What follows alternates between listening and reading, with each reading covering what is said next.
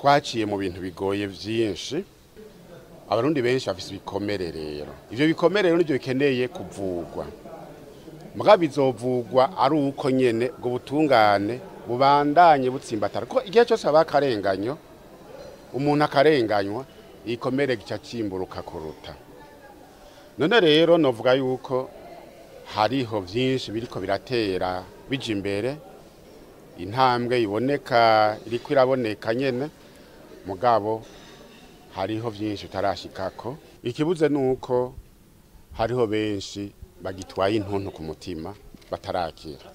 Mugabo kandi hariho abantu benshi mu mutwe wabo bavuga bati nakambirizwa kumwihora vyanka bikunze. Haki rero ako kantu mutamwumva yuko intambwe ikiri ndende, ariko buke buke turibaza yuko bizoza biratera imbere. Ivyo twashoboye gushikako sibike, nk'akarorero ico bita la justice informelle. Justice informelle novuga ko ari nk'ijya ntahe yo kumugina. Murabona ijya ntahe kumugina burya irafasha ku bintu vyinshi, igafasha abantu batase gusubiza hamwe.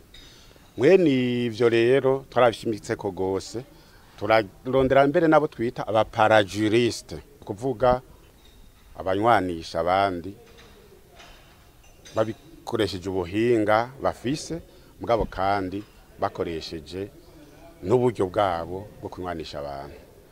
Hanyuma rero hakaba nico twita les comités locaux de gouvernance, no kuvuga abantu ku mitumba hajya ahantu novuga ara base, abo bantu barondera gufatanya abategetsi n'abantu bato bato kugira ngo ibibazo abanyagihugu bafise bishobore gutorega umuti.